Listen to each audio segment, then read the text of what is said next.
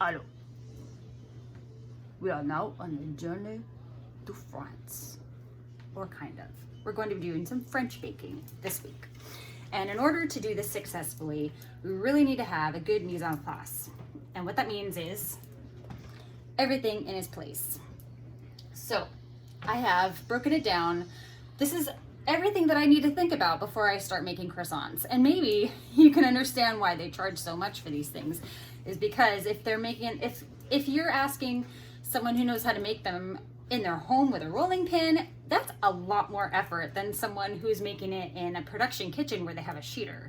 I mean, at home with a rolling pin it's the thing about croissant dough is it's very temperamental.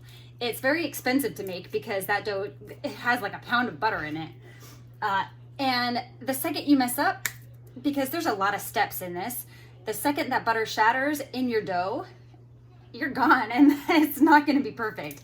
So the one of the biggest reasons why I love croissant dough is because it's so hard to make.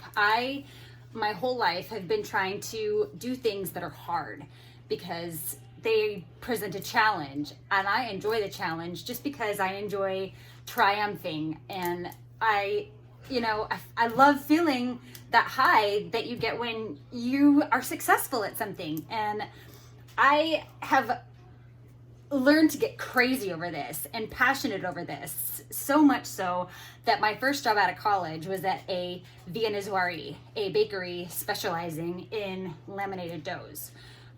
And what laminated means is not like how you laminate a piece of paper with plastic, but it's a similar concept where you have lines of butter and dough and butter and dough and butter and dough. Because as we've learned with pie dough, butter has some water in it, and that water in the baking process evaporates. That's what happens when water gets heated, evaporates. And if it's evaporating between sheets of dough, it's gonna leave big air pockets. Sometimes those are good, sometimes not so good. In croissants, that's exactly what we want. So, oh, that's not good. So, croissants have been labeled as millefeuille, which is 1,000 leaves. And I, for one, haven't seen 1,000 laminated sheets in the croissant dough. But that's the concept, is that you want like 1,000 layers of butter dough. And that's what's gonna make it beautiful. I mean, the tighter you have that crumb, the more spectacular it's gonna be when you cut into it. So, for our dough and our butter block, we need to make sure that we mix our dough gently, because we're going to be agitating this dough over and over and over. Every time we roll it out, we're going to agitate it. And every time you agitate dough, you're going to develop more gluten. More gluten that's developing makes, a tougher dough. And so we want to try and minimize that.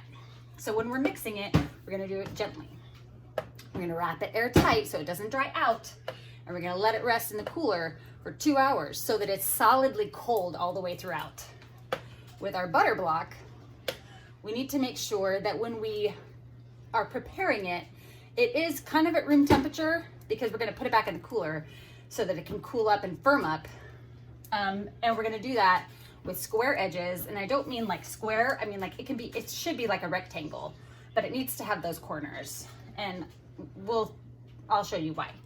And so for our dough mix, we're going to be using a recipe that I have been using time and time again with success over and over. Is from my schooling chef that I still adore and admire. I still ask her for advice. It's been years now since I graduated, but she's one of my dearest friends, Chef Cindy Boucher. So with the dough mix, we're going to be using instant yeast, because instant yeast does not need that warm milk to proof it, to make sure it's proved that it's alive. We're going to be using instant. It's smaller in particles, and we can mix it right into the dry ingredients. So we're going to whisk together our dry ingredients. We're going to cut butter into it, very, very small pieces, like the saltine cracker dough. Very, very teeny tiny pieces. We don't want the big butter chunks. This is not where we want to have the dough should not have those big butter chunks. We don't want the dough to have that layering. We want it to be small. We want that butter to be flavorful. in the dough, but we don't want the butter in the dough to make those air pockets. We want the air pockets from the butter to be from the butter block. So that's why we need the butter that's going into our dough to be teeny tiny crushed cracker type pieces.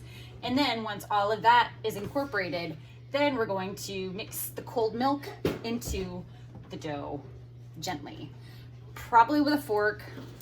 We'll get there. So that's everything I need to think about before I even start making the dough. And that's a lot. And so I need to make sure that my dough is cold, my butter is cold enough, and I did not overmix that dough in the beginning. You have to start correctly if you want to finish perfectly.